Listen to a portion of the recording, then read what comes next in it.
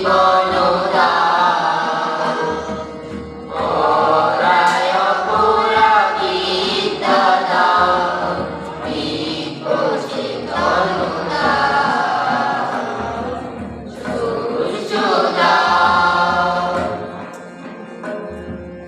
দেহিতে মতি দাও, সেবাতে প্রীতি দাও, দেহিতে মতি দাও,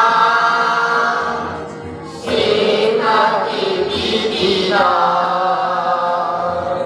সার্বঙ্গ বেদ বুদ্ধি, সার্বঙ্গ বেদ বুদ্ধি, চিরতরে মুছে যাও।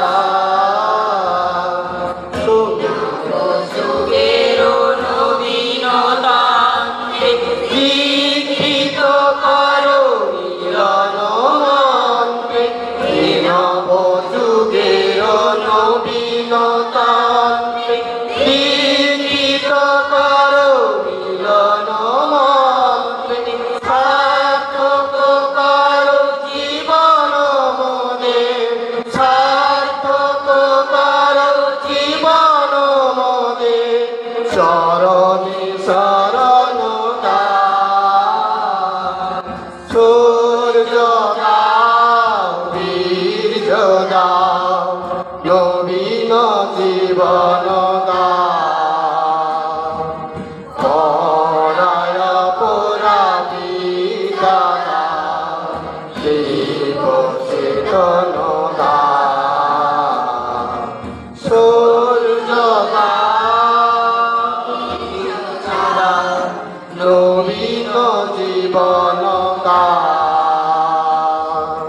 পরায় পুরা বিদ্যা দাও, বিকশিতন দাও, সূর্য দাও। এবার আমরা O India, forget not that the idol of thy womanhood is Sita, Savitri, Damayanti. Forget not that the God thou worshipest is the great ascetic of ascetics, the all-renouncing Shankara, the Lord of Uma. Forget not that thy marriage, thy wealth, thy life are not for sense pleasure, are not for thy individual personal happiness. হে ভারত, ভুলিও না তোমার নারী জাতির আদর্শ সীতা, সাবিত্রী, দময়ন্তী। ভুলিও না তোমার উপাস্য উমানাথ সর্বত্যাগী শঙ্কর। ভুলিও না তোমার বিবাহ, তোমার ধন, তোমার জীবন ইন্দ্রিয় সুখে, নিজের ব্যক্তিগত সুখের জন্য নয়। Forget not that thou art born as a sacrifice to the mother's altar. Forget not that thy social order is but the reflex of the infinite universal motherhood. ভুলিও না তুমি জন্ম হইতেই মায়ের জন্য বলি প্রদত্ত। Forget not that the lower classes, the ignorant, the poor, the illiterate, the cobbler, the sweeper are thy flesh and blood, thy brothers. ভুলিও না তোমার সমাজ সে বিরাট মহামায়ার ছায়া মাত্র। ভুলিও না নিজ জাতি, মূর্খ, দরিদ্র, অজ্ঞ, মুচি, মেথর তোমার রক্ত, তোমার ভাই। Thou brave one, be bold, take courage, be proud that thou art an Indian, and proudly proclaim, I am an Indian. Every Indian is my brother. Say the ignorant Indian, the poor and destitute Indian, the Brahmin Indian, the Pariha Indian is my brother. হে বীর, সাহস অবলম্বন করো, সদর্পে বলো আমি ভারতবাসী। ভারতবাসী আমার ভাই। বলো মূর্খ ভারতবাসী, দরিদ্র ভারতবাসী, ব্রাহ্মণ ভারতবাসী, চণ্ডাল ভারতবাসী আমার ভাই। Thou too glad with but a rag round by lion, proudly proclaim at the top of thy voice, the Indian is my brother, the Indian is my life, Indians, gods and goddesses are my gods. Indian society is the cradle of my infancy, the pleasure garden of my youth, the sacred heaven, the Varanasi of my old age. তুমিও কটি মাত্র বস্তাবৃত হইয়া সদর্পে ডাকিয়া বলো, ভারতবাসী আমার ভাই, ভারতবাসী আমার প্রাণ, ভারতের দেবদেবী আমার ঈশ্বর, ভারতের সমাজ আমার শিষ্যজ্জা, আমার যৌবনের উপবন, আমার বার্ধক্যের Varanasi. Say, brother, the soil of India is my highest heaven, the God of India is my God, and repeat and pray day and night. O thou Lord of glory, O thou Mother of universe, houseth manliness unto me. O thou Mother of strength, take away my weakness, take away my unmanliness, and make me a man. বলো ভাই, ভারতের মৃত্তিকা আমার স্বর্গ, ভারতের কল্যাণ আমার কল্যাণ। আর বলো দিনরাত, হে গৌরীনাথ, হে জগদম্বে, আমায় মনুষ্যত্ব দাও। মা, আমার দুর্বলতা কাপুরুষতা দূর করো, আমায় মানুষ করো। মহতী অনুষ্ঠানে আমরা সবাই উপস্থিত হয়েছি। এটি আমাদের সবার কাছে একটি সৌভাগ্যবান মুহূর্ত। উপস্থিত শ্রদ্ধেয় মহারাজ চিত্রপানন্দজি, আমাদের পরিচালনা সমিতির সভাপতি শ্রদ্ধেয় মুকুলচন্দ্র মাঝি মহাশয়, উপস্থিত শিক্ষক শিক্ষিকা, আমার পরম স্নেহের ছাত্রছাত্রীবৃন্দ, সবাইকে স্বাগত জানাচ্ছি আজকের এই অনুষ্ঠানে। গতকাল অত্যন্ত খারাপ পরিবেশ বা ওয়েদার, ফাউল ওয়েদারের মধ্য দিয়ে আমরা সবাই রান করেছিলাম। ঠাকুরের কৃপায়, ঠাকুর শ্রী শ্রী রামকৃষ্ণের কৃপায় ঠিক অনুষ্ঠান শুরু হওয়ার আগের মুহূর্তে অনেকখানি স্বাভাবিক পরিস্থিতিতে আমরা পৌঁছে গেছি। এই জন্য ঠাকুরের কাছে আমরা সত্যি কৃতজ্ঞ। এই স্বাগত অনুষ্ঠানে, আজকের অনুষ্ঠানে আমাকে কিছু বলতে বলা হয়েছে। আমি বক্তৃতা দিতে খুব একটা সাবলীল নই, যেটুকু বলবো তোমরা যারা সামনে বসে রয়েছে আমাদের সন্তান সম ছাত্রছাত্রীরা, তাদের উদ্দেশ্যেই বলা। প্রথম যে কথাটা আমি বলছি, human being is the main architect of his or her faith, অর্থাৎ মানুষ তার নিজের ভাগ্য নিজেই রচনা করে, এর পেছনে কিন্তু অন্য কোনো কিছু নেই। অন্য কোনো কিছু নেই মানে আমরা ভক্তিভরে কাউকে প্রণাম করা, উপাসনা করা, এইসব করে কিন্তু কিছুই হবে না। একমাত্র হতে পারে মানসিক একাগ্রতা বৃদ্ধি আমরা করতে পারি। কিন্তু এই যে বলা হচ্ছে যে আর্কিটেক্ট, স্থপতি বাংলায় বলা হয়, বা আমরা নিজেরাই তৈরি করতে পারি আমাদের নিজেদের ভাগ্য, এর পেছনে যেটা রয়েছে সেটা হচ্ছে তোমাদের পরিশ্রম। তোমরা কতটা মনোযোগ সহকারে নিজেদের পুস্তক, পাঠ্যপুস্তক সম্বন্ধে জ্ঞান অর্জন করছো, প্রতিটা লাইন, প্রতিটা ওয়ার্ড সম্বন্ধে জ্ঞান আরোহণ করছো, ভালো করে বিষয়টা বুঝে নিচ্ছ, নেওয়ার পরে পরীক্ষার হলে উপস্থাপন করছো, তারপরে তোমরা নম্বর পাচ্ছ। যদিও আমি বলবো নম্বরটা কিন্তু একজন মানুষের প্রতিষ্ঠা নয়, কিন্তু আমাদের যে নিরীক্ষা ব্যবস্থা, ইভ্যালুয়েশন সিস্টেম, সেখানে নম্বরের প্রয়োজন হয়। এবারে নিজেকে প্রতিষ্ঠিত করতে গেলে শুধু যে পরীক্ষায় ভালো নম্বর, ভালো করে পড়াশোনা করলে হবে তা কিন্তু নয়। এর পেছনে অনেক যাত্রা রয়েছে, সেই যাত্রায় আমাদের সামিল হতে হবে। এগুলো আমার কথা নয়, আমাদের এই ভারতবর্ষে যারা মহান মনীষী, মহীয়সী নারী যারা জন্মগ্রহণ করেছিলেন তারা বলে গেছেন, কঠোর পরিশ্রমী হতে হবে। তুমি যে কাজই করো না কেন, সমাজে গিয়ে অধ্যাবসায় শেষ করার পরে যে কাজই গিয়ে করো না কেন, সেখানে তোমাকে অত্যন্ত মনোযোগী এবং পরিশ্রমী হতে হবে। তাহলে তোমরা সবাই প্রতিষ্ঠা পাবে। সমাজে তুমি যদি নিজে না প্রতিষ্ঠিত হও, তাহলে কিন্তু তুমি সমাজকে কিছু দিতে পারবে না। বিবেকানন্দ, শ্রীরামকৃষ্ণ, মা সারদাময়ী, নেতাজি অনেক মহাপুরুষ যারা রয়েছেন আমাদের জানার মধ্যে, সবাই কিন্তু একই কথাই বলে গেছেন যে কর্মই ধর্ম। আমরা ধর্ম নিয়ে অনেক উন্মাদনায় বর্তমান যুগে পৌঁছেছি। আমরা প্রায় সবাই এডুকেটেড এই যুগে, সবাইয়ের প্রতিগত বিদ্যা রয়েছে, কিন্তু আমরা ধর্মের যে আনুষঙ্গিক বিষয়গুলো সেগুলো নিয়েই বেশি মাতামাতি করি। কিন্তু প্রকৃতপক্ষে ধর্ম হচ্ছে কর্ম।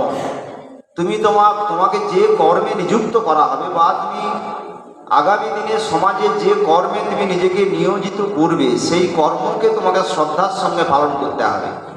তোমাদের প্রধান শিক্ষক আমাকে আমার কাজ শ্রদ্ধা সহকারে পালন করতে হবে, নাহলে এই প্রতিষ্ঠানের ভাবমূর্তি, এই প্রতিষ্ঠানের গৌরব সবই কিন্তু ভুলুণ্ঠিত হবে। কর্মই ধর্ম, এটা অর্থাৎ নিষ্ঠা ভরে আমাদের কর্ম করতে হবে।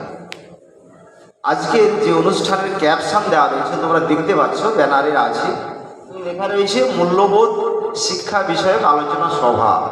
মূল্যবোধ, আমাদের মধ্যে বোধ কথাটার অর্থ কি? আমাদেরকে সবাই মানুষ বলে, ঈশ্বরের শ্রেষ্ঠ সৃষ্টি আমরা।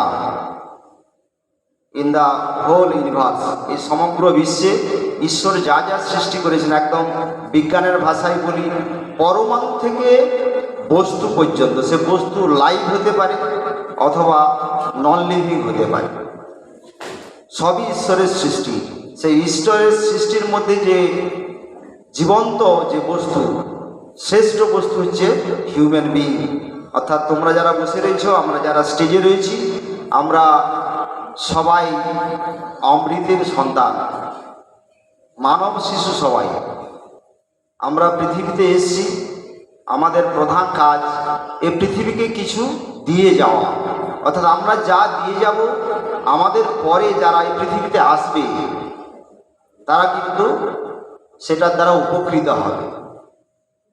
আমি যদি আমার চারপাশে যে সমাজ পরিবেশ রয়েছে তাকে যদি উন্নত করার চেষ্টা করি এবং সেই পরিবেশকে সুস্থ স্বাভাবিক অবস্থায় গড়ে তোলার আমার প্রয়াস থাকে, তাহলে আমার পরে যারা আসবে, আমার জুনিয়ররা, তারা কিন্তু সুন্দর একটা পরিবেশ পাবে। পরিবেশ কথার অর্থ কি তোমরা সবাই পড়েছো, তাও আমি বলছি। পরিবেশ আমাদের চারপাশে যা কিছু থাকে, যা কিছু বস্তু থাকে। এখন দেখতে পাওয়া যাচ্ছে, আমরা বিজ্ঞানের ভাষায় আমরা সবসময় দেখতে পাচ্ছি গ্লোবাল ওয়ার্মিং রয়েছে, তারপরে রয়েছে কি বিভিন্ন ধরনের দূষিত গ্যাস, বায়ু দূষণ, পলিউশন। এটা কিন্তু আমাদেরই সৃষ্টি, হিউম্যান বিং নিজেরাই করে ফেলছে। আমরা গাছ কেটে ফেলছি, গাছকে একটি গাছ একটি প্রাণ বলা হয়, তাহলে সেই প্রাণগুলোকে আমরা কেটে ফেলছি। তোমরা নিশ্চয়ই পড়েছ, আমাজন জঙ্গলকে কি বলা হয় কেউ জানো? Correct, lungs of the world.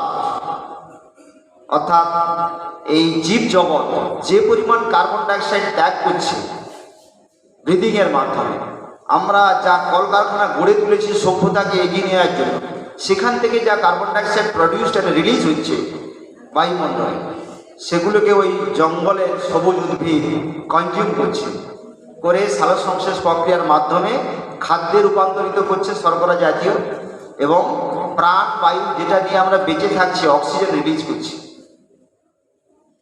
তাহলে সবচেয়ে বোধহয় পৃথিবীতে যদি কারোর পুজো করা উচিত, সেটা হচ্ছে উদ্ভিদ। আমাদের বাস্তবে আসতে হবে। পৌত্তলিকতার পুজো করে সমাজের খুব একটা উপকার হয় বলে আমার মনে হয় না।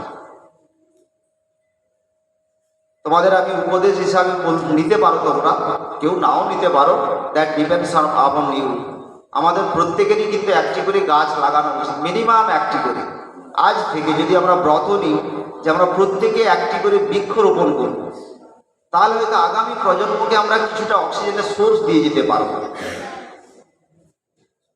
এটুকু বলা। নেক্সট যেটা বলবো, এই যে যন্ত্রটা রয়েছে সবাই জানো, মোবাইল যন্ত্র আমাদের অনেক কিছু দেয় ঠিকই। আধুনিক যোগ্যতায় সভ্যতা বা যুগটা হচ্ছে ইন্টারনেটের যুগ। এরা এখান থেকে আমরা অনেক কিছুই পাচ্ছি, কিন্তু যন্ত্র আমাদের আনন্দ বা শান্তি দিতে কোনোদিনই পারবে না। যে পারে সে আমাদের ভেতরে যে মানুষটা রয়েছে, অর্থাৎ যাকে আমরা মন বলে বলি, মনকে যদি শান্ত রাখা যায় মনকে যদি নিজের কন্ট্রোলে আমরা রাখতে পারি তাহলে কিন্তু আমরা শান্তি ফিরে পাব। মনের অনুশাসন, নিজের উপরে নিজের শাসন যদি আমরা প্রয়োগ করতে পারি তাহলে কিন্তু আমরা আমাদের সমস্ত কাজ করতে পারি। এই জন্য বিবেকানন্দের একটা কথা আমি বলছি, তোমরা মনে রাখার চেষ্টা করবে। Strength is life, weakness is death, expansion is life and contraction is death. অর্থাৎ এটার কথা হচ্ছে, তুমি যদি মানসিকভাবে শক্তিশালী হও, তুমি যদি তোমার এই ফোরহেডের এই জায়গাটা, you have to think positive always. তুমি যা কিছু পজিটিভ ভাববে আগামী দিনে কিন্তু তুমি তাই কিছু পজিটিভ পাবে। কোনো কিছু কাজ করার আগে যদি তুমি ভেবে বসো এটা আমার দ্বারা সম্ভব নয়, তাহলে সেটা তুমি কোনোদিনই করতে পারবে না। অসম্ভব কথাটা, ইম্পসিবল, কে বলেছিল জানো? কেউ? ইম্পসিবল আমার ডিকশনারিতে নেই। কে বলেছিল? ইয়াস, ওই জন্য বলেছিলেন তুমি। অতএব কোনো কিছু তোমরা আস্তে আস্তে বড় হচ্ছ, বয়সের সঙ্গে সঙ্গে তোমাদের দেহ ডেভেলপ করছে, মাইন্ড ডেভেলপ করছে, বিদ্যা বুদ্ধি বাড়ছে। অতএব প্রকৃত অর্থে হিউম্যান বিইং হতে গেলে তোমাদের মানসিক শক্তি বৃদ্ধি করতে হবে। আমি জন্ম দিয়েছিলেন, আমি ঐশ্বর্যের ইমারতে পয়সা দম্ভে আমি তাদেরকে ছেড়ে অন্য জায়গায় আমাকে থাকতে হতে পারে, অস্বাভাবিক কিছু না। কিন্তু যারা আমাকে পৃথিবীর আলো দেখিয়েছিলেন, যে যিনি আমাদের দেবতা জন্মদাতা মা এবং বাবা, এদেরকে আমাদের ভুলে গেলে কিন্তু চলবে না। আমরা যদি শিক্ষা নিয়ে তার মূল্যবোধ, তার প্রকৃত অর্থ আমাদের মধ্যে না ঢুকে, আমরা কিন্তু সবাই আমাদের পরম আত্মীয়দের পরিত্যাগ করার চেষ্টা করছি। সেই কারণেই ঢুকছে না বলেই, সেই কারণেই আজকে আমরা দেখতে পাচ্ছি খবর কাগজে, অনেকে চাক্ষুষ দেখেছ, অনেক হোম তৈরি হয়েছে, বৃদ্ধাশ্রম, ছেলে প্রতিষ্ঠিত ডক্টর, ইঞ্জিনিয়ার, টিচার, প্রফেসর, বাবা মা রয়েছে কোথায়? হোমে রয়েছে, কাঁদছে তারা। এই ঈশ্বর, আমি কিছু চাই না, আমার ছেলে যেন একবার আমার সঙ্গে দেখা করে যায়, এটুকুই তাদের expectation. But we forget them. তাহলে মূল্যবোধ যদি আমাদের মধ্যে না ঘটে, আমরা পুঁথিগত বিদ্যায় শিক্ষিত হয়ে অনেক কিছু করবো ঠিকই, নিজের বাবা মাকে যদি আমরা না দেখে আমরা দেশকেও দেখবো না, দেশকে আমরা দেখতে পারবো না। একটাই উদ্দেশ্য আমাদের, পড়াশোনা করে প্রত্যেকেই প্রতিষ্ঠিত হব বিভিন্ন ফিল্ডে বা বিভিন্ন জায়গায়। আমাদের পরিবারকে দেখব, আমাদের গ্রামকে দেখব, যে বিদ্যালয় থেকে পড়াশোনা করেছি সেই বিদ্যালয়কে দেখব, সঙ্গে সঙ্গে দেশকেও আমরা দেখতে পারব। এই বোধটুকু কিন্তু আমাদের মধ্যে তৈরি করতে হবে। সেই বোধের উদয়ের জন্যে বা তোমাদের মধ্যে যাতে উন্মেষ ঘটে, ঠাকুর রামকৃষ্ণের কাছে, মা সারদাময়ীর কাছে, স্বামীজির কাছে আমার করজোড়ে প্রার্থনা করি আমি, তোমাদের যেন এই বোধোদয় ঘটে, আগামী সমাজ যেন সুস্থ সুন্দর সবল হয়ে ওঠে, যাতে আমাদের সমাজে আজকাল যে জ্বলন্ত ঘটনা ঘটছে বর্তমানে, তোমরা জানো, সেই পয়েন্টটা আমি উল্লেখ করছি না, অনেক কিছু আমরা দেখতে পাচ্ছি। এই ধরনের ঘটনা যেন আগামী দিনে আমার পশ্চিমবঙ্গ তথা ভারতবর্ষে আর না ঘটে। বোধহয় বোধের অভাবের জন্যে, দেশ ভক্তির অভাবের জন্যে, মাতৃভূমির ভালোবাসার অভাবের জন্যে এই ধরনের ঘটনা ঘটছে। আমরা চাইব না আমাদের সন্তান তোমরা আগামী দিনে এই ধরনের পথ অনুসরণ করবে। তাহলে যে কোনো একজন মানুষকে বা প্রণব মানুষজনকে আমাদের অনুসরণ করে আগামী দিনে এগোতে হবে। আমরা সবাইয়ের কথা শুনবো, ভাববো, কিন্তু যাকে আমাদের মন মেনে নেবে সত্যিকারের যুক্তির মাধ্যমে, তার পথই আমরা অনুসরণ করব। তবেই কিন্তু আমরা সবার ভালো করতে পারি। একার ভালো করে এই সমাজে থাকা যায় না। তোমরা দেখতে পাচ্ছ, একার ভালো অনেকেই করতে গিয়েছিল, তাদের আজকে দুরবস্থা, তারা কেউ ভালো নেই। নিশ্চয়ই বুঝতে পারছি আমি কী বলছি। একা থাকা যায় না ভালো, সবাইকে নিয়ে ভালো থাকতে হয়। আর তোমরা যেহেতু অনেক ছোট, অনেকে রয়েছ, ক্লাসরুমের মধ্যে তোমাদের আচরণের মধ্যে অনেক কিছু আমি দেখতে পাই। সবচেয়ে যেটা তোমাদের দরকার, তোমরা একসঙ্গে পড়াশোনা করছো, প্রত্যেকে তোমরা একে অপরের বন্ধু, একে অপরের খুব কাছে, এই রিলেশনটা তোমাদের মধ্যে যেন থাকে, একদম বৃদ্ধ বয়স পর্যন্ত যেন থাকে। বন্ধু পাওয়া কিন্তু খুব কঠিন। একজন বন্ধু আরেকজন বন্ধুকে আগামী বিপদের দিনে অনেক বেশি সাহায্য করতে পারে। আর এইটুকু বলেই আমি আমার কথা বুঝতে চাচ্ছি, পরবর্তীতে যা রয়েছে অনুষ্ঠান সেগুলো বলুন। নমস্কার। যাহাকে পুণ্যভূমি নামে বিশেষিত করা যাইতে পারে। যদি এমন কোনো স্থান থাকে যেখানে পৃথিবীর সকল জীবকেই তাহার কর্মফল ভোগ করিবার জন্য আসিতে হইবে, যেখানে ঈশ্বরাভিমুখী জীব মাত্রকেই পরিণামে আসিতে হইবে, যেখানে মনুষ্য জাতির ভেতর সর্বাপেক্ষা অধিক ক্ষমা, দয়া, পবিত্রতা, শান্ত ভাব প্রভৃতি সৎ গুণের বিকাশ হইয়াছে, যদি এমন কোনো দেশ থাকে যেখানে সর্বাপেক্ষা অধিক আধ্যাত্মিকতা ও অন্তর্দৃষ্টির বিকাশ হইয়াছে, তবে নিশ্চয়ই বলিতে পারি তাহা আমাদের মাতৃভূমি এই ভারতবর্ষ। ধন্যবাদ। এবার আবৃত্তি করে শোনাবেন ঢিবির মাইতি 6B।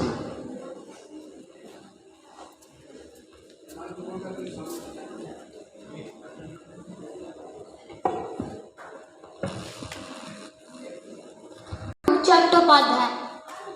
তুমি আছো ভোরের আশীর্বাদে, তুমি আছো ভরসা রাখি তাই, তুমি আছো আনন্দে অচ্চলি, তুমি আছো আনন্দে গান গায়, তুমি আছো জাগর জ্যোৎস্না মেলে, তুমি আছো নিদ্রা জাগরণে, তুমি আছো হাত দুটি বাড়িয়ে, তুমি আছো জপে অনুধ্যানে, তুমি আছো দীপ্ত সূর্যোদয়ে, তুমি আছো নিঃশ্বাসে প্রশ্বাসে, তুমি আছো ভোরের বরা ভয়ে, তুমি আছো হৃদয়ে বিশ্বাসে, তুমি আছো জোয়ারে আর ভাটায়, তুমি আছো অমেয় এক বিভায়।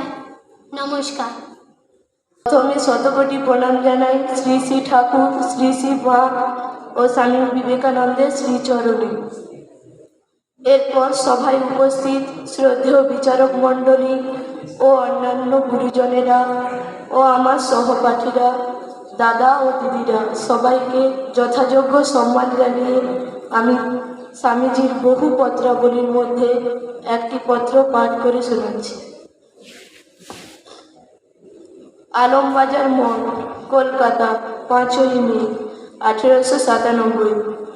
স্নেহের মিসনবুল, তোমার প্রীতি ও উৎসাহপূর্ণ পত্রখানি আমার হৃদয়ে কত যে বল সঞ্চার করেছে তা তোমার কল্পনার অতীত। এতে কোনো সন্দেহ নেই যে জীবনে এমন অনেক মুহূর্ত আসে যখন মন একেবারে নৈরাশ্যে ডুবে যায়।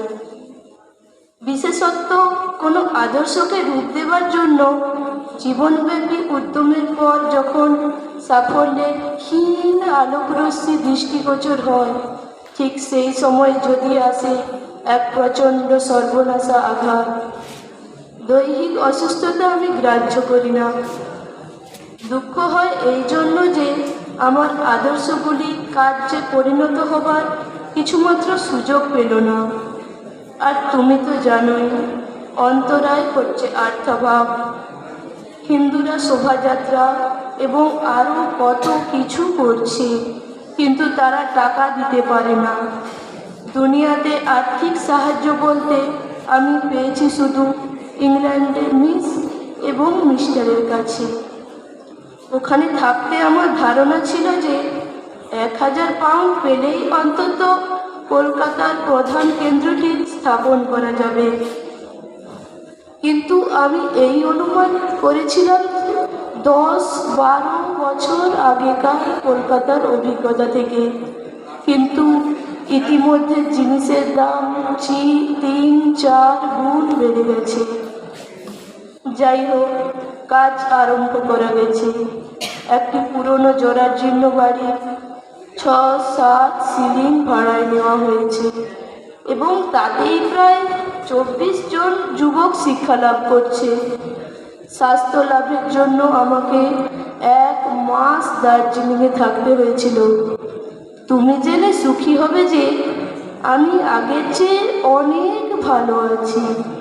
আর তুমি বিশ্বাস করবে কি যে কোনো ঔষধ ব্যবহার না করেও শুধু ইচ্ছা শক্তির দ্বারাই এরূপ ফল পেয়েছি। আগামীকাল আবার আর একটি শৈল নিবাসে যাচ্ছি, কারণ নিচে এখন বেজায় গরম। ঔষধ ব্যবহার না করেও শুধু ইচ্ছা শক্তির দ্বারাই এরূপ ফল পেয়েছি। আগামীকাল আবার একটি শৈল নিবাসে যাচ্ছি, কারণ নিচে এখন বেজায় গরম। আমার দৃঢ় বিশ্বাস তোমাদের সমিতি এখনো টিকে আছে। এখানকার কাজের বিবরণী তোমাকে মাসে অন্তত একবার করে পাঠাবো। শুনতে পেলাম লন্ডনের কাজ মোটেই ভালো চলছে না। প্রধানত এই কারণে আমি এখন লন্ডনে যেতে চাই না। যদিও জুবিলি উৎসব উপলক্ষে ইংল্যান্ড যাত্রী আমাদের কয়েকজন রাজা আমাকে তাদের সঙ্গে নিয়ে যাবার জন্য চেষ্টা করেছিলেন। ওখানে গেলে বেদান্ত বিষয়ে লোকের আগ্রহ পুনরুজ্জীবিত করার জন্য বেজায় খাটতে হতো, ফলে শারীরিক কষ্টও আরও বেশি হতো। যাই হোক, অদূর ভবিষ্যতে আমি মাসখানেকের জন্য ও দেশে যাচ্ছি। শুধু যদি এখানকার কাজের গোড়াপত্তন দৃঢ় হয়ে যেত, তবে আমি কত আনন্দে ও স্বাধীনভাবেই না ঘুরে বেড়াতে পারতাম। এ পর্যন্ত তো কেবল কাজের কথাই হলো, এখন তোমার নিজের কথা পারছি। কল্যাণিয়া মিস নোবেল, তোমার যে অনুরাগ, ভক্তি, বিশ্বাস ও গুণগ্রাহিতা আছে, তা যদি কেউ পায়, তবে সে জীবনে যত পরিশ্রমই করুক না কেন, ওতেই তার শতগুণ প্রতিদান হয়। তোমার সর্বাঙ্গীন কুশল হোক। আমার মাতৃভাষায় বলতে গেলে তোমার কাজে সারা জীবন দিতে পারি। তোমার এবং ইংল্যান্ডের অন্যান্য বন্ধুদের চিঠিপত্র আমার কাছে সর্বদাই খুব আনন্দদায়ক ছিল এবং ভবিষ্যতেও তাছাড়া অন্যরূপ হবে না। মিস্টার ও মিসেস হ্যামন্ড দুখানি অতি সুন্দর ও প্রীতিপূর্ণ চিঠি লিখেছেন। অধিকন্তু মিস্টার হ্যামন্ড ব্রহ্মবাদীর পত্রিকায় একটি চমৎকার কবিতা পাঠিয়েছেন। যদিও আমি মোটেই এ প্রশস্তির যোগ্য নই, আবার তোমায় হিমালয় থেকে পত্র লিখব। উত্তপ্ত সমভূমির চেয়ে সেখানে তুষার শ্রেণীর সামনে চিন্তা আরও স্বচ্ছ হয়ে যাবে এবং স্নায়ুগুলি আরও শান্ত হবে। মিস মুলার ইতিমধ্যেই আলমোড়ায় পৌঁছেছেন। মিস্টার ও মিসেস সেভিয়ার সিমলা যাচ্ছেন। তারা এতদিন দার্জিলিংয়ে ছিলেন। দেখো বন্ধু, এইভাবেই জাগতিক ব্যাপারে পরিবর্তন ঘটছে। একমাত্র প্রভুই নির্বিকার, তিনি প্রেমস্বরূপ। তিনি তোমার হৃদয় সিংহাসনে চির অধিষ্ঠিত হন, ইহাই বিবেকানন্দের চিরন্তর প্রার্থনা। ইতি তোমাদের বিবেকানন্দ। পুনরায় সভায় উপস্থিত সবাইকে শ্রদ্ধা প্রার্থনা জানিয়ে আমি আমার পত্রটি সমাপ্ত করছি। বিরাজিত অন্তরে বাহিরে, সব হাতে তারি কাজ, সব পায়ে তারি চলা, তারি দেহ তোমরা সবাই করো তার উপাসনা। ভেঙে ফেলো আর সব পুতুল প্রতিমা, মহাময়ী আন যিনি দিন হতে দিন, একাধারে কীট ও দেবতা যিনি, পাপী পুণ্যবান, দৃশ্যমান জ্ঞানগম্য সর্বব্যাপী প্রত্যক্ষমান, করো তার উপাসনা।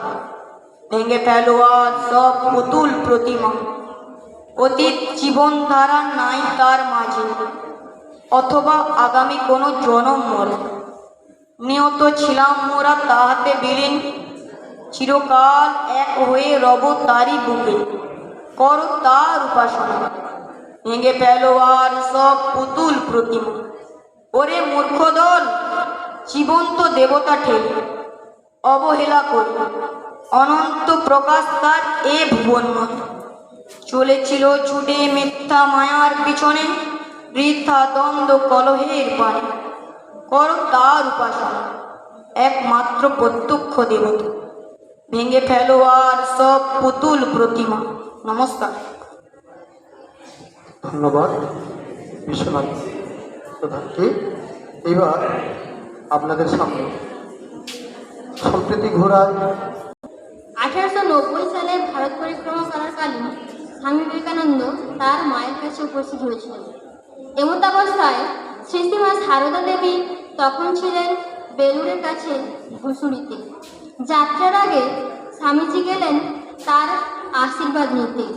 প্রণাম করে বললেন, মা, যদি মানুষ হয়ে ফিরতে পারি তবেই ফিরব, নতুবা এই। শ্রীমা চমকে উঠলেন, বললেন, সে কি নরেন? স্বামীজি সঙ্গে সঙ্গে বললেন, না না মা, আপনার আশীর্বাদে শীঘ্রই আসব। স্বামী অখণ্ডানন্দকেও আশীর্বাদ করলেন মা। তারপর বললেন, বাবা, তোমার হাতে আমাদের সর্বস্ব দিলাম। তুমি পাহাড়ের সব অবস্থা জানো, দেখো যেন নরেনের খাওয়ার কষ্ট না হয়। বরানগর মঠ থেকে যাত্রা করবার আগে স্বামীজি গুরুভাইদের বলেছিলেন, এবার আর স্পর্শ মাত্র লোককে বদলে ফেলতে পারার ক্ষমতা লাভ না করে ফিরছি না। নমস্কার। তাদের পেয়েছে অপূর্ব সহিষ্ণুতা, সনাতন দুঃখ ভোগ করেছে, তাদের পেয়েছে অটল জীবন শক্তি। এরা এক মুঠো ছাতু খেয়ে দুনিয়া উল্টে দিতে পারবে। আধখানা রুটি পেলে ত্রৈলোক্যে এদের তেজ ধরবে না। এরা রক্ত বীজের প্রাণ সম্পন্ন। আর পেয়েছে অদ্ভুত সদাচার বল, যা ত্রৈলোক্যে নয়। এত শান্তি, এত প্রীতি, এত ভালোবাসা, এত মুক্তি চুপ করে দিন রাত খাটা এবং কার্যকালে সিংহের বিক্রম, অতীতের কঙ্কাল জয়। এই সামনে তোমার উত্তরাধিকারী ভবিষ্যৎ ভার। ওই তোমার রত্ন পেটিকা, তোমার মণিকের আংটি, ফেলে দাও এদের মধ্যে, যত শীঘ্র পারো ফেলে দাও। আর তুমি যাও হাওয়ায় বিলীন হয়ে, অদৃশ্য হয়ে যাও। কেবল কান খাড়া রেখে তোমার যাই বিলীন হওয়া, অমনি শূন্যে কোটি যে মুৎসন্নি ত্রৈলোক্য কম্পনকারী ভবিষ্যৎ ভারতের উদ্বোধন ধ্বনি। ওহাও গুরু কি পদে। নমস্কার।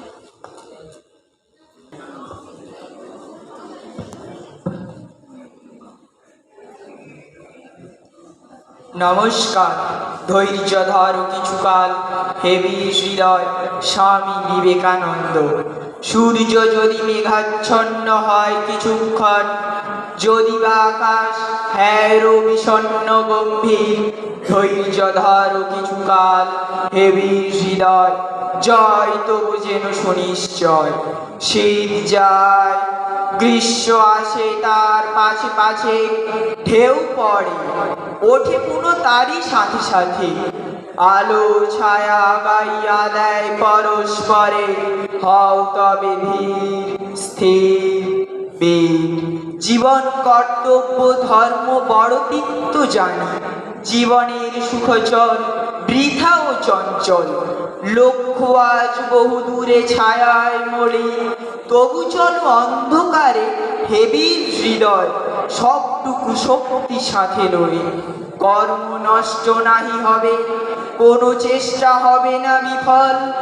আশা হোক উন্মূলিত, শক্তি অস্তমিত, কোটিতে সতী তব জনমিবে উত্তর পুরুষ। ধৈর্য ধর কিছুকাল, হে বীর হৃদয়, কল্যাণের নাহিক বিলয়। জ্ঞানী গুণী মুষ্টিমেয় জীবনের পথে, তবুও তারাই হেতাহত কর্ণধার। জনগণ তাহাদের বোঝে বহু পরে, চাহিও না কারো পানি, ধীরে লই চলো। সাধে তব ক্রান্তদর্শী দূরদর্শী যারা, সাধে তব ভগবান সর্বশক্তিমান। আশিস ঝরিয়া পড়ে তব শির, তুমি মহাপ্রাণ, সত্য হোক শিব হোক সকলই তোমার। নমস্কার। যারা চাষাভূষা তাঁতি জোনা, ভারতের নগণ্য মনুষ্য, বিজাতি বিজিত স্বজাতি নিন্দিত ছোট জাত, তারা এই আবহমান কাল নীরবে কাজ করে যাচ্ছে, তাদের পরিশ্রম ফলও তারা পাচ্ছে না। এ ভারতের শ্রমজীবী তোমার নীরব অনবরত নিন্দিত পরিশ্রমের ফলস্বরূপ বাবিল, Iran, Alexandria, Greece, Rome, Venice, Genoa, Baghdad, Samarkand, Spain, Portugal, ফরাসি, ডেনমার্ক, ওলন্দাজ ও ইংরেজের ক্রমান্বয়ে আধিপত্য ও ঐশ্বর্য। আর তুমি কে ভাবে এই কথা? তোমাদের পিতৃপুরুষ দুখানা দর্শন বানিয়েছেন, 10টা কাব্য বানিয়েছেন, 10টা মন্দির করেছেন। তোমাদের ডাকের চোটে গগন ফাটছে, আর যাদের রুধির স্রাবে মনুষ্য জাতির যা কিছু উন্নত, তাদেরকে গুণগান করে লোকজয়ী, ধর্মবীর, রণবীর, সকলের চোখের উপর সকলের উচ্চ। কিন্তু কেউ যেখানে দেখে না, কেউ যেখানে একটা বাহবা দেয় না, যেখানে সকলে ঘৃণা করে, সেখানে বাস করে অপার সহিষ্ণুতা। রানা, বিদেশ থেকে ফেরবার সময় এক ইংরেজ বন্ধু স্বামীজিকে প্রশ্ন করেছিলেন, 4 বছর পাশ্চাত্যের বিলাস বৈভবের মধ্যে কাটানোর পর তার নিজের মাতৃভূমি তার কাছে কেমন মনে হবে? এই প্রশ্নে স্বামীজি উত্তর দিয়েছিলেন, বিদেশে আসবার আগেও আমি ভারতবর্ষকে ভালোবাসতাম, কিন্তু এখন মনে হচ্ছে ভারত আমার কাছে পবিত্র। ভারতের বাতাস আমার কাছে পবিত্র। ভারত আমার পুণ্যভূমি, ভারত আমার তীর্থস্থান। শ্রদ্ধেয় শ্রী স্বামীজি মহারাজ এবং আমার শিক্ষিকা ও সহপাঠী এবং আমার দাদা দিদিদের যথাযোগ্য সম্মান জানাই। বিরাট বিরাট মহাপুরুষদের মধ্যে স্বামীজি ছিলেন এক অন্যতম মানুষ। তিনি একবার রাজস্থানের রেল স্টেশনে আছেন। সারাদিন তার কাছে নানান লোক আসছে, নানান প্রশ্ন তাদের। স্বামীজি সব প্রশ্নের উত্তর দিচ্ছেন। এইভাবে পর পর 3 দিন স্বামীজি তার নিজের ধর্ম প্রসঙ্গ করে চলেছেন। এইভাবে 3য় দিন রাত্রে স্বামীজি একা আছেন এবং তার সামনে এলো একজন গরিব মানুষ। তিনি বললেন, মহারাজ, আপনি তো 3 দিন অনাবরত কথাই বলে চলেছেন, জল পর্যন্ত খাননি। এতে আমার প্রাণে বড় ব্যথা লেগেছে। কথাটা শুনে স্বামীজি মনে মনে ভাবলেন, এ নিশ্চয়ই ভগবান দিন বেশি এসেছেন। এরপর স্বামীজি বললেন, তুমি আমায় কিছু খেতে দেবে? লোকটি বলল, প্রাণ তো তাই চায়, কিন্তু আমি আপনাকে আমার তৈরি খাবার দিই কি করে? লোকটি ছিল জাতিতে চামার। আজ্ঞা। লোকটি বলল, আজ্ঞা করেন তো, আমি আপনাকে ডাল আটা এনে দিই, আপনি ডাল রুটি বানিয়ে নিন। স্বামীজি বললেন, না, তোমার তৈরি রুটি আমায় দাও। এরপর লোকটি কথাটি শুনে ভয় পেয়ে গেল। ভাবল, সে জাতিতে চামার হয়েও যদি মহারাজকে খাবার করে দেন, তাহলে হয়তো তাকে বড় শাস্তি পেতে হবে। তবুও সাধু সেবার প্রবল আগ্রহে নিজের বিপদকে তুচ্ছ করেও সে স্বামীজির জন্য খাবার তৈরি করে নিয়ে এলেন। এই ব্যাপারটা দেখে স্বামীজির চোখে জল এলো। স্বামীজি ভাবলেন, আমাদের দেশের কুঁড়ে ঘরে এরকম কত না দিন দরিদ্র বসবাস করে, যারা বাইরে দিন দরিদ্র অন্তজ, কিন্তু অন্তরে মহান। এরপর স্বামীজি লোকটি তৈরি করে আনা খাবার খেলেন এবং এদিকে রেল স্টেশনের কয়েকজন লোক এই সব কিছু দেখছিল। তারা এসে স্বামীজির কাছে বললেন, মহারাজ, আপনি যে এই নিচ ব্যক্তির ছোঁয়া খাবার খেলেন, এটা কি ভালো হলো? কথাটা শুনে স্বামীজি বললেন, আচ্ছা, তোমরা তো আমাকে 3 দিন ধরে অনবরত বকিয়েই চলেছ। কেউ কি একবারও খোঁজ নিয়ে দেখেছো আমার খাওয়া হয়েছে কিনা? তবু তোমরা নিজেরা ভদ্র বলে বড়াই করছো, আর ও যে নিজের মনুষ্যত্বটা দেখিয়েছে তাতেও নিচ হলো কি করে? এই কথাগুলি শুনে লোকটি চুপ করে গেল। নমস্কার। পুনরায় সবাই উপস্থিত শ্রদ্ধেয় শ্রী স্বামীজি মহারাজ এবং শিক্ষিকা, দাদা, দিদি ও আমার সহপাঠীদের যথাযোগ্য সম্মান জানাই। विवेकानंद सूरय सच्चित सुख स्वरूपाय सामने तापहार। আমি প্রথমে ঠাকুর মা স্বামীজিকে প্রণাম জানাই।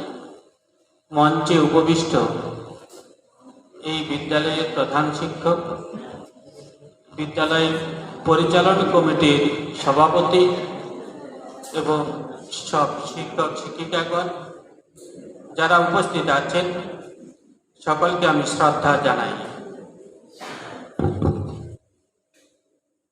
সর্বোপরি আমার সামনে যারা আছো তাদের আমি স্নেহ ভালোবাসা জানাই।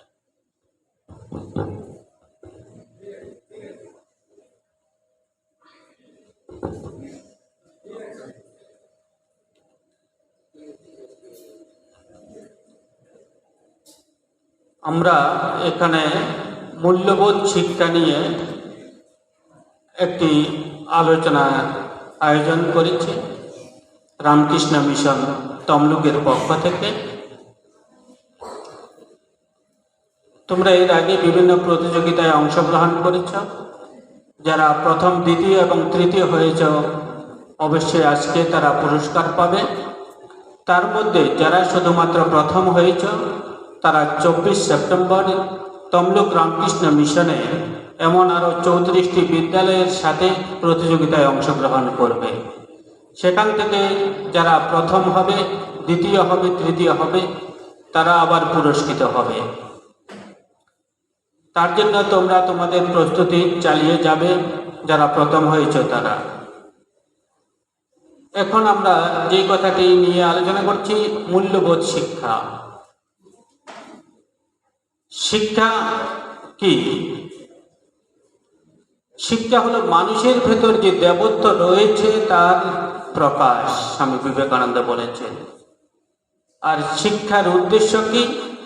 শিক্ষার উদ্দেশ্য হলো মানুষ যাতে নিজের পায়ে নিজে দাঁড়াতে পারে তার জন্য চেষ্টা করা। স্বামী বিবেকানন্দ বলছেন, যে শিক্ষা আমাদের নিজের পায়ে দাঁড় করাতে সাহায্য করে না সেই শিক্ষা শিক্ষা নয়। তাহলে আমরা দুটি বিষয় দেখতে পাচ্ছি এখানে। একটি হলো আমরা নিজের ভেতর যে শক্তি আছে সেই শক্তিকে কিভাবে কাজে লাগাতে পারি, সৎ পথে পরিচালিত করতে পারি তার চেষ্টা করা। আর দ্বিতীয় হলো শিক্ষার উদ্দেশ্য, আমরা শিক্ষার পর কর্মসংস্থানের রাস্তা নিজেরাই খুঁজে বের করব। এই হলো মূল দুইটি বিষয়। তারপর আমরা বলছি এই যে শিক্ষা, আমরা জন্মের পর থেকেই শিখে আসি। প্রথমত মা বাবার কাছে, তারপর গুরুজনদের কাছ থেকে, আমরা শিক্ষক শিক্ষিকাদের কাছ থেকে শিক্ষা লাভ করি। তার মধ্যে আবার আমরা যে মূল্যবোধ, এই যে মূল্যবোধ শিক্ষা আলাদা করে শেখার আবার প্রয়োজন কি? মূল্যবোধ শেখার প্রয়োজন, তোমরা হয়তো এখান থেকে হয়তো তোমরা কোথায়ও যাচ্ছ, তমলুক যাবে, যে রাস্তা চিনবে সে খুব কম সময়ে চলে যেতে পারবে তমলুক। আর যে রাস্তা চিনতে পারবে না তাকে ঘুরে ঘুরে অনেক অধিক সময়ে যেতে হবে। এই যে কম সময়ে অধিক পথ অতিক্রম করা, এই হলো আমাদের শিক্ষা। স্বামী বিবেকানন্দ কর্মযোগে বলেছেন, শক্তির অপক্ষয় বলে একটা কথা আছে। আমাদের ভেতর যে শক্তি রয়েছে সেই শক্তিটাকে আমরা কাজে লাগাতে হবে, যতটা সম্ভব বেশি পরিমাণে আমরা কাজে লাগাতে হবে। এই যে বেশি পরিমাণে কাজে যে আমরা যতটা লাগাতে পারবো সেই জীবনে তত সফল হবে। আর যদি সেই শক্তিকে যদি আমরা সৎ পথে যদি চালিত যদি না করি, অসৎ পথে যদি চালিত করি, তাহলে আমরা দেখতে পাবো আমাদের শক্তির অপচয় হচ্ছে। আমাদের যে শক্তি রয়েছে সবার ভেতর, অসীম অনন্ত যে শক্তি রয়েছে, সেই শক্তি অপচয় হচ্ছে, সেই শক্তি নষ্ট হতে শুরু করছে। আমাদের উদ্দেশ্য হলো এই শক্তিকে যথাসম্ভব কাজে লাগিয়ে আমরা এখন মানুষ আছি, সে মানুষ থেকে আমাদের আরো উন্নত থেকে উন্নততর হতে হবে। স্বামী বিবেকানন্দ, নেতাজি সুভাষচন্দ্র বসু, ঋষি অরবিন্দ, যারা জীবনে মহান হয়েছেন, তারা সকলে এইভাবে নিজেদের উন্নত থেকে উন্নততর করে গেছেন। সেই নিজেদের উন্নত থেকে উন্নত করে যাওয়ার জন্য আমাদের সামনে একজন আদর্শ থাকে, একটি আদর্শ থাকে। সেই আদর্শকে লক্ষ্য করে আমরা এগিয়ে যাই। আমাদের নির্দিষ্ট কতগুলি পথ আছে, নির্দিষ্ট পথে আমরা অতিক্রম যদি যেতে পারি, তাহলে আমরা অধিক জিনিস আয়ত্ত করতে পারবো। আর যদি ভুল পথে যদি যাই, তাহলে আমাদের শক্তির অপক্ষয় হতে থাকবে, অপচয় হতে থাকবে। তোমরা জানো, তোমরা এখন যারা পড়াশোনা করছো, অনেকে আমার কাছে প্রশ্ন করেছো, পড়াশোনা কি করে করব, মনোযোগ কি করে থাকবে। স্বামী বিবেকানন্দ বারবার একাগ্রতা এবং চিত্তশুদ্ধি এই দুটি বিষয় বলেছেন। চিত্তশুদ্ধি এবং একাগ্রতা। একাগ্রতার লাভ হলো আমাদের জীবনের সফলতা লাভের সবথেকে অন্যতম উপায়। একজন আমেরিকার সায়েন্টিস্ট, তিনি বলছেন, সাইকোলজিস্ট, তিনি বলছেন আমরা প্রতি সেকেন্ডে 120 বিট আমরা গ্রহণ করতে পারি, ধরে রাখতে পারি। এর বাইরে গেলে আমরা সেই স্মৃতিশক্তি আমরা হারিয়ে ফেলি। অর্থাৎ 1 সেকেন্ডের মধ্যে 120 বিট পর্যন্ত আমরা সংগ্রহ করে রাখতে পারি, এর বাইরে গেলে আমরা হারিয়ে ফেলি, ভুলে যাব। তোমরা যদি আমি যে কথা বলছি তোমরা সকলে চুপচাপ করে বসে শুনছ, এই যে শোনা, অন্য কারো কথা শুনছো না, তখন তোমরা 1 সেকেন্ড মনকে সংযত করলে। এইভাবে যে যত বেশি পরিমাণে মনকে সংযত করে রাখতে পারে, মনকে একাগ্র করে রাখতে পারে, সে জীবনে তত বেশি সফল। এই যে মনকে একাগ্র করার এই যে শক্তি কোথায় থেকে আমরা পাই? স্বামী বিবেকানন্দের কথা তোমরা জানো। তিনি তার ঘরে বড় বড় এনসাইক্লোপিডিয়া থাকতো, ঘন্টার পর ঘন্টা তিনি পড়তেন। তার একজন শিষ্য শরৎচন্দ্র চক্রবর্তী তাকে জিজ্ঞাসা করছেন, আচ্ছা মহারাজ বলুন তো, আপনি এত কম সময়ের মধ্যে এত বইগুলো কি করে পড়ছেন? আপনি কি সবগুলো পড়ছেন সত্যি? বলছে, তুমি যেই কোনো জায়গা থেকে আমাকে প্রশ্ন করো, আমি উত্তর দিয়ে দিচ্ছি। মুহূর্তের মধ্যে উত্তর দিয়ে দিচ্ছেন। মিরাটে স্বামী বিবেকানন্দ গিয়েছেন, সেখানে একটি লাইব্রেরি থেকে একটার পর একটা বই নিয়ে পড়ছেন। যে বই নিয়ে আসে তার এক গুরু ভ্রাতা তাকে জিজ্ঞাসা করলেন, লাইব্রেরিয়ান, এই বইগুলো কার জন্য নিচ্ছ? এত কম সময় নিচ্ছ, আবার দিয়ে যাচ্ছ, শুধু শুধু এমন করছো কেন? তখন সে বলল, আমার গুরু ভ্রাতা এই বইটি পড়ছে। বলছে, সত্যি কি পড়ছে? তারপর স্বামী বিবেকানন্দ নিজে একদিন সেই লাইব্রেরিয়ানের কাছে গেলেন, বললেন, আপনি যে কোনো জায়গা থেকে প্রশ্ন করুন, আমি উত্তর দিয়ে দিচ্ছি। তারপর একের পর এক বিভিন্ন পাতা থেকে প্রশ্ন করতে লাগলো, পরপর উত্তর দিয়ে যেতে লাগলো বিভিন্ন বই থেকে। এই হলো মনের একাগ্রতা। এই মনের একাগ্রতা লাভের উপায় কি? তোমরা বারবার প্রশ্ন করেছ। মনের একাগ্রতা লাভ করতে গেলে যারা জীবনে মহান হয়েছে, এই একাগ্রতা লাভের জন্য একজন ছাত্র আদর্শবান মানুষে পরিণত হয়, মহান মানুষে পরিণত হয়, মনীষীতে পরিণত হয়। একজন সাধক ঈশ্বর লাভ করে এই মনের একাগ্রতার বলে। আমাদের জীবনের প্রথম জিনিস মনের একাগ্রতা লাভ। এই একাগ্রতা লাভের উপায় কি?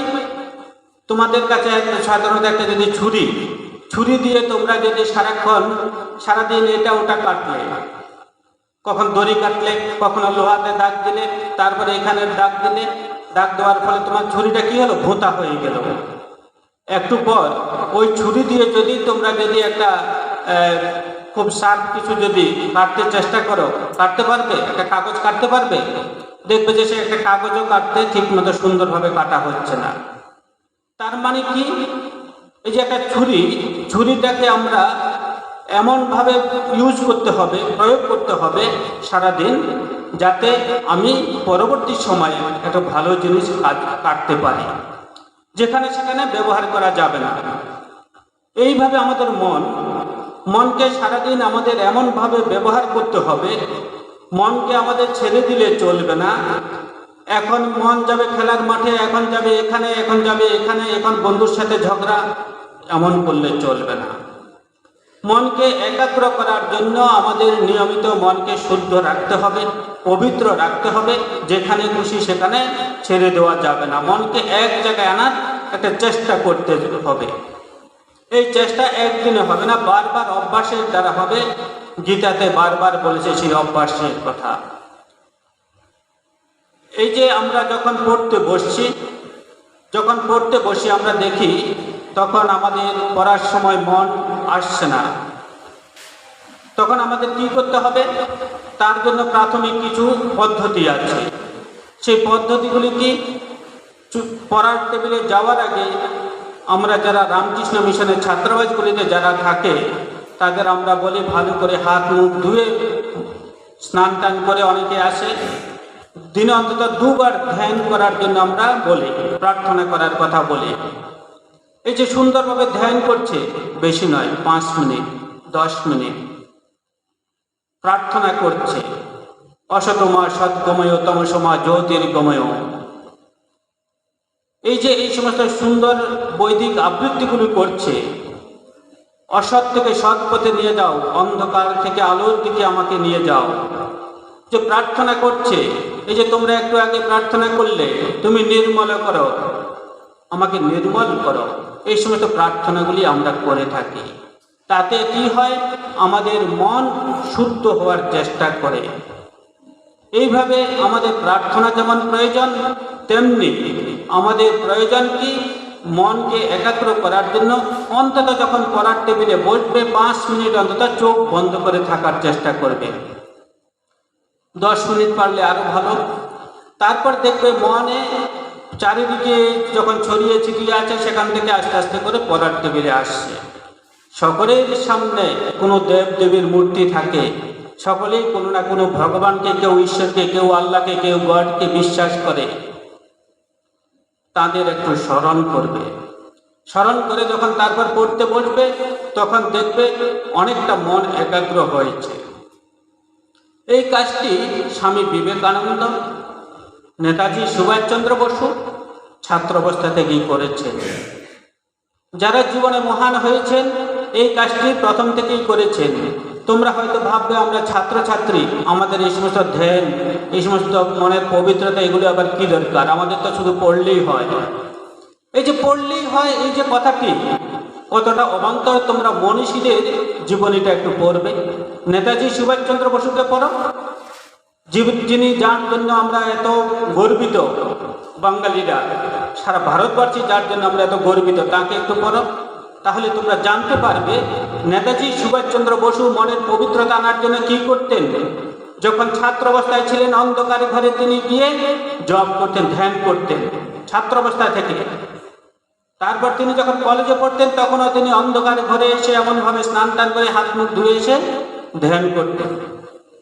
এই যে পবিত্রতা, একটু ধ্যানের অভ্যাস, একটু মনকে একাগ্র করার অভ্যাস ছাত্র জীবন থেকেই করা প্রয়োজন। তারপরে ইচ্ছা শক্তির প্রয়োগ। আমাদের ইচ্ছা শক্তি নানাভাবে আমরা প্রয়োগ করতে পারি। যে যত বেশি তাড়াতাড়ি ইচ্ছা শক্তি প্রয়োগ করতে পারে, যে যত বেশি ইচ্ছা শক্তিকে সর্বশক্তি দিয়ে প্রয়োগ করতে পারে, সে জীবনে তত বেশি সফল হয়। আমি পারবই, এই হলো আমাদের বেদ বা উপনিষদে আমাদের তাই আছে। আমি পারবো না এমন কোনো কথা নেই। তবে এই ইচ্ছাশক্তি প্রয়োগের মধ্যে দুটি পথ আছে। একটি পথ সৎভাবে ইচ্ছাশক্তিকে প্রয়োগ করা, আরেকটি হলো অসৎভাবে প্রয়োগ করা। তোমরা যদি ভাবো আমি এই বিদ্যালয় থেকে আমাকে এখন এই বন্ধু এই কথাটি বললো কেন, তার জন্য বেরিয়ে বিদ্যালয়ের গেটে বাইরে গেলে দুটো চর মারবো, তাহলে কি হবে, সারা দিনটি তোমার খুব বাজে যাবে। হয়তো না এমনও হবে কতক্ষণ পরে তোমাকে এসে পুলিশ এসে ধরে নিয়ে গিয়ে থানাতে 24 ঘন্টা রেখে দিল। তাহলে এই ইচ্ছাশক্তির অসৎ প্রয়োগ হলো এটা। আর যদি তুমি সৎভাবে প্রয়োগ করো, স্যার আমাকে আজকে বললেন এই পাঠটি করতে হবে, এই কাজটি আবৃত্তিটি মুখস্থ করতে হবে, এই পড়াটুকু মুখস্থ করতে হবে, আমি কালকে পড়াটুকু মুখস্থ করেই আসবো।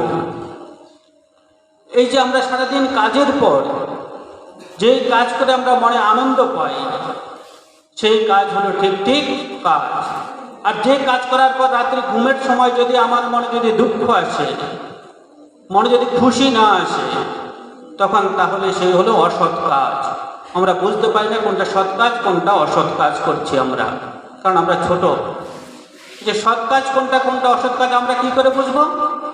যখনই রাত্রে ঘুমের সময় ভাববে যে সারাদিন পড়ার পরে, সারাদিন খেলার পরে, হয়তো ফুটবল খেলে একটা খুব ক্লান্ত হয়ে গেলে, বিপরীত পক্ষকে পরাজিত করলে, তারপর যখন ঘুমাতে গেলে তখন দেখবে মনে খুব আনন্দ, অথচ শরীরে ক্লান্তি, মন অবসন্ন, কিন্তু মনে যে আনন্দ, আজকে আমরা জয়লাভ করেছি, আজকে আমরা এই পড়াটুকু মুখস্থ করেছি, রাত্রি 11টা পর্যন্ত পরে মুখস্থ করলে, এই যে আনন্দ লাভ করলে, এই আনন্দ লাভটুকুই হলো আমাদের সৎ কাজ।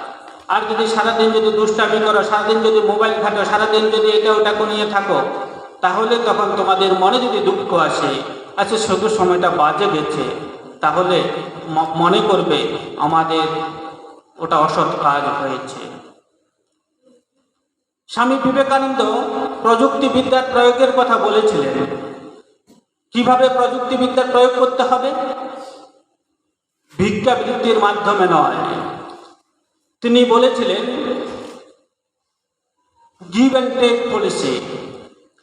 বিদেশ থেকে উন্নত প্রযুক্তিবিদ্যা ভারতে নিয়ে আসো, আর ভারতের যে অধ্যাত্মবিদ্যা আছে তা বিদেশকে দিতে হবে।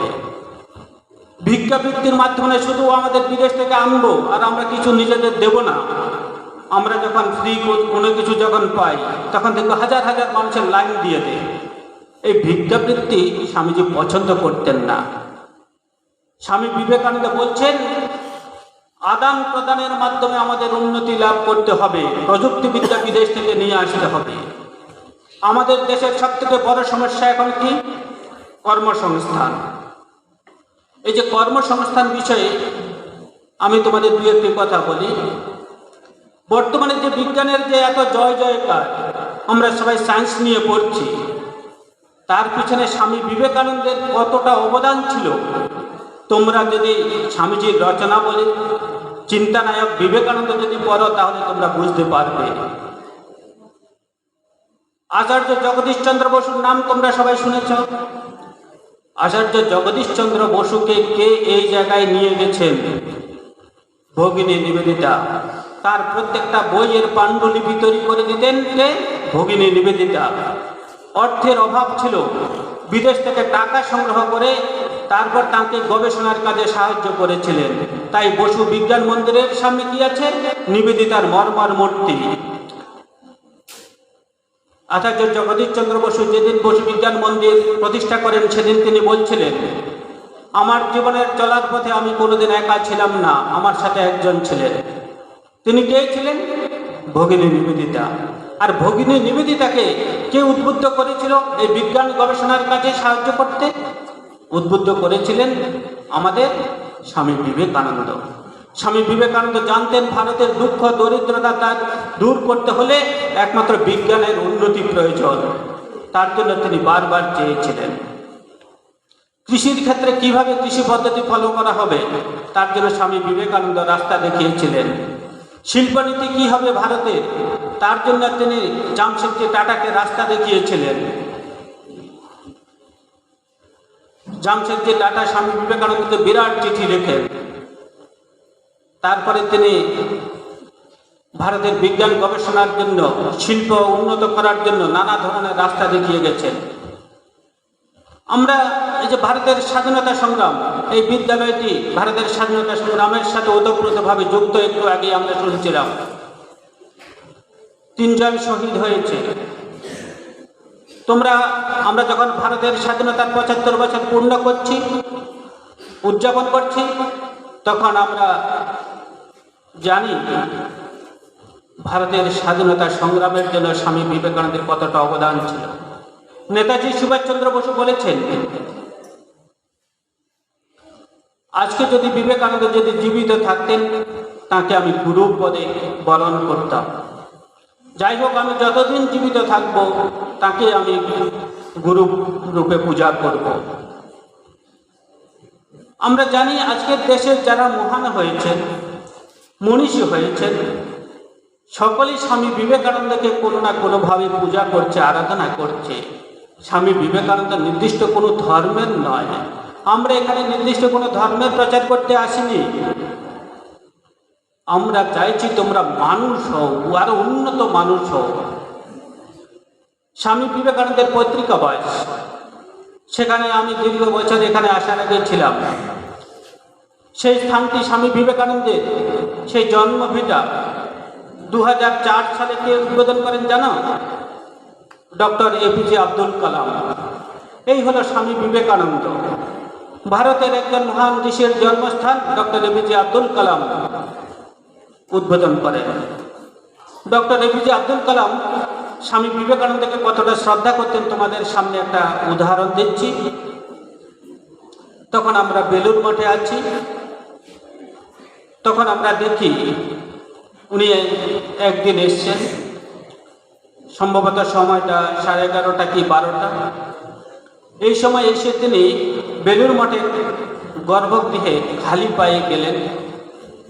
সেখান থেকে খালি পায়ে বেলুড় মঠের মন্দির থেকে স্বামী বিবেকানন্দ যে ঘরে থাকতেন, সেখানে খালি পায়ে সেই রোদের উপর, বেলুড় মঠের পুরো চাতালটা ইট পাতা, সেই রোদে তপ্ত ইটের উপর দিয়ে তিনি হেঁটে হেঁটে খালি পায়ে তিনি চলে গেলেন কোথায়?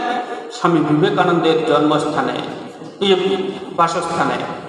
স্বামী বিবেকানন্দের বাসস্থান থেকে আবার খালি পায়ে হেঁটে আমরা যেখানে সাধুরা ব্রহ্মচারীরা দাঁড়িয়েছিলাম সেখানে এসে দাঁড়ালেন, আমাদের সাথে কথা বলছেন। স্বামী বিবেকানন্দের প্রতি ডক্টর এপিজে আব্দুল কালামের এই ছিল শ্রদ্ধা। কলকাতা স্বামী বিবেকানন্দের জন্মস্থানে গেলে তোমরা দেখতে পাবে সেখানে তোমাদের মতো শত শত ছাত্রছাত্রী আসছে। তার মধ্যে কোনো জাতি, ধর্ম, বর্ণ কোনো কিছু নেই। বহু হিন্দু, খ্রিস্টান, মুসলিম, বৌদ্ধ এক সারিতে দাঁড়িয়ে, এক লাইনে দাঁড়িয়ে স্বামী বিবেকানন্দকে শ্রদ্ধা করছে। এই হলো স্বামী বিবেকানন্দের পার্সোনালিটি। স্বামী বিবেকানন্দ কোনো জাতির বা ধর্মের জন্য নয়। যাই হোক, আমি তোমাদের বেশি আর কথা বলছি না, 2-1টি কথা শুধু আর বলছি। যে কথাটি আমার বলার ছিল, তোমরা স্বামী বিবেকানন্দকে একটু জানার চেষ্টা করো। স্বামী বিবেকানন্দকে জানা পড়া খুবই কঠিন। প্রথম অবস্থায় স্বামীজির লেখাগুলি পড়তে অনেকের ভালো লাগবে না। পূজনীয় স্বামী রঙ্গনাথানন্দজি মহারাজ 100 বারের উপর বাণী ও রচনা কমপ্লিট ওয়ার্কস স্বামী বিবেকানন্দ পড়েছিলেন, 9টা ভলিউমে মোটামোটা। যতবার পড়বে ততবার নতুন নতুন জিনিস তোমরা আবিষ্কার করতে পারবে। তোমাদের সামাজিক জীবনে, রাজনৈতিক জীবনে, কর্মসংস্থানের জন্য যেই কোনো সমস্যার যখন তোমরা সম্মুখীন হবে, তখন তোমাদের সমাধান দেবে স্বামীজির রচনাবলী, পত্রাবলী। এই বইগুলি তোমরা একটু পড়ার চেষ্টা করবে ভবিষ্যতে, যখন যেই ধরনের সমস্যার সম্মুখীন হবে। স্বামী বিবেকানন্দ অনন্ত পথের পথিক, সব দিকে রাস্তা তিনি দেখিয়ে গেছেন। এই কথা সারা বিশ্বের মানুষ আজ স্বীকার করছে, তিনি নির্দিষ্ট কোনো জাতি, ধর্ম বা বর্ণের নয়। যাই হোক, আমি তোমাদের 2-1টি যে প্রশ্ন করেছ তার উত্তর আমি দিচ্ছি। আমার আলোচনার সময় কয়েকটি প্রশ্নের উত্তর আমি দিয়ে দিয়েছি। বলেছ পড়াশোনার সময় খুব ঘুম পায়, স্কুল থেকে এসে টিউশনে যায়, তারপর আবার এসে পড়তে বসলে ঘুম পায়। তো পড়ার সময় ঘুম পাবে স্বাভাবিক। তার জন্য দেখতে হবে যে বলেছ সে রাত্রে কখন ঘুমায়।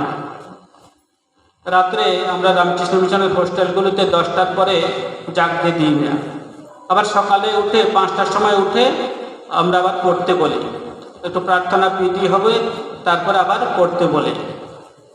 তো তখন এখন তোমরা যদি রাত্রি 12টা পর্যন্ত যদি জেগে থাকো, পরদিন তো ঘুম পাবে, একটু তাড়াতাড়ি ঘুমিয়ে পড়বে, আবার সকালে তাড়াতাড়ি উঠে পড়ার চেষ্টা করবে।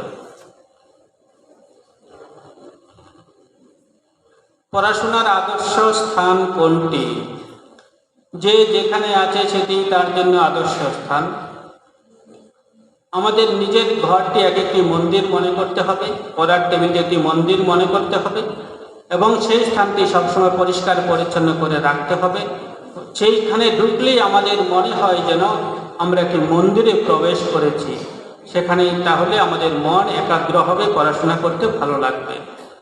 অবশ্যই চেয়ার টেবিলে বসে পড়বে, বিছানায় বসে পড়বে না, তাহলে ঘুম আরও বেশি পাবে। কোনো বিষয়ের উপর ধৈর্য কিভাবে ধরে রাখবো? এই যে বলছিলাম একটু আগে, 1 সেকেন্ডের জন্য মন সবাই একাগ্র করতে পারে। যে যত বেশিক্ষণ সময় ধরে মন একাগ্র করতে পারে, সে তত বেশি একাগ্রতা লাভ করতে পারে। এই একাগ্রতা লাভ করার জন্য আমাদের বারবার অভ্যাস। বাইরের জিনিস দুটো আছে, একটা পূর্ণতা আর একটা শূন্যতা। পূর্ণতা কি? আমি মনকে এখানে আনার চেষ্টা করছি, মনকে এখন সব সময় আমি পড়ার টেবিলে পড়ার জিনিসের দিয়ে পূর্ণ করে দিলাম। আবার শূন্যতা কি? আমি এর বাইরে আর কিছু চিন্তা করব না, এটা হলো মনকে শূন্য করে দিলাম। এই দুটো জিনিসই আমাদের কাজে লাগে, তারপরে আমরা তখন ধৈর্যটা বাড়াতে পারবো। পড়াশোনায় মনোযোগ কীভাবে আসবে বলেছি। পড়াশোনায় সাফল্য আনার জন্য কী কী করা উচিত? পড়াশোনায় সাফল্য আনার জন্য একটু মনোযোগ হওয়া দরকার, একটু পবিত্রতা দরকার, এই সমস্ত জিনিসগুলি আছে। কিভাবে স্বামীজি বিশ্ব জয় করেছিলেন? স্বামীজি বিশ্ব জয় করেছিলেন একমাত্র ভালোবাসা দিয়ে। তিনি জাতি ধর্ম বর্ণ নির্বিশেষে সকলকে আপন করে নিয়েছিলেন। সেই ভালোবাসার জোরে তিনি সারা বিশ্বকে এক জায়গায় নিয়ে এসেছিলেন। বিবেকানন্দের দুটি কাহিনী তোমরা অনেক জানো, আমরা বই দেব, সেখানে আরও অনেকগুলো পেয়ে যাবে। স্বামীজি কীভাবে বেলুড় মঠ প্রতিষ্ঠা করেছেন? তিনি বিদেশ থেকে টাকা এনে সংগ্রহ করে কঠোর পরিশ্রম করে বেলুড় মঠ স্থাপন করেছেন। যাই হোক, এই হলো আমাদের মোটামুটি তোমাদের যা প্রশ্ন করেছ, প্রশ্নগুলোর উত্তর দিলাম। তোমরা একটু পড়াশোনা করো, তাহলে দেখবে আপনি বাকি সব প্রশ্নের উত্তর পেয়ে যাবে। এই বলে আমার সংক্ষিপ্ত আলোচনা এখানেই শেষ করলাম। ধন্যবাদ। এদিকে তাকাও, এদিকে তাকাও। পূজ্যপাত শ্রীমৎ স্বামী একরূপানন্দজি মহারাজ, আগত তমলুক রামকৃষ্ণ মঠ মিশন সন্ন্যাসী, শ্রীমৎ স্বামী একরূপানন্দজি মহারাজের হাত থেকে কল্যাণচক গৌরমণি ইনস্টিটিউশনের সকল ছাত্র ছাত্রী তাদের স্বামীজি বিষয়ক যে সমস্ত চিন্তাধারা তা গ্রহণ করছে।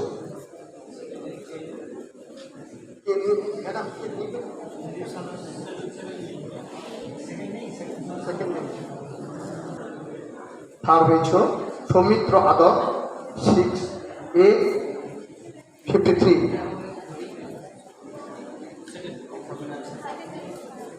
এরপর আবৃত্তি প্রতিযোগিতা, তুমি আছো অরুণ চট্টোপাধ্যায়ের লেখা থেকে। প্রথম ত্রিদীপ মাইতি, এদিকে দেখো, আবৃত্তি প্রতিযোগিতা পুরস্কার তুলে দিচ্ছেন বিদ্যালয়ের প্রধান শিক্ষক মহোদয়। Second absent sir. Group D class 8 to 7 to 8, group B class 7 to 8, বিবি 8B roll number 4, second Subrata Das. এই নিচে দাঁড়াবে, নিচে দাঁড়াবে, এখানে দাঁড়াও, এখানে আসো, এখানে এসে দাঁড়াও, দাঁড়াও এখানে। ম্যাডাম দাঁড়াও, আসবেন, পুরস্কার দেবেন, আসুন। নিচে এসে দাঁড়াও, এখানে দাঁড়াও। কৃপালিদি আছে, বন্টি অপনাদি বর্ণালিদি আসুন। আবৃত্তি প্রতিযোগিতা জাগ্রত দেবতা স্বামী বিবেকানন্দ। এ বিষয়ে প্রথম হয়েছ বিশ্বনাথ প্রধান, 8B রোল নম্বর। পুরস্কার তুলে দিচ্ছেন অপর্ণা মঙ্গল। চলে যাও চলে যাও। এরপর আমরা গ্রুপ সি 9 এবং 10 ছাত্রদের নিয়ে বর্মন 10B রোল নম্বর 1,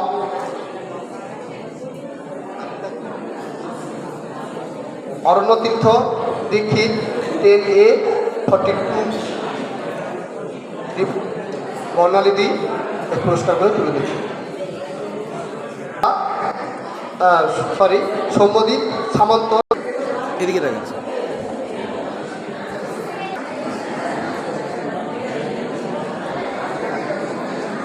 হাতে দুটি বই তুলে দিচ্ছে রামকৃষ্ণ মিশন তমলুকের পক্ষ থেকে। প্রধান শিক্ষক মহাশয়ের হাতে বই তুলে দিচ্ছেন আমাদের পরম শ্রদ্ধেয় পূজনীয় পূজ্যপাল শ্রীমৎ স্বামী একরূপানন্দজি মহারাজ, তমলুক রামকৃষ্ণ মঠ মিশন থেকে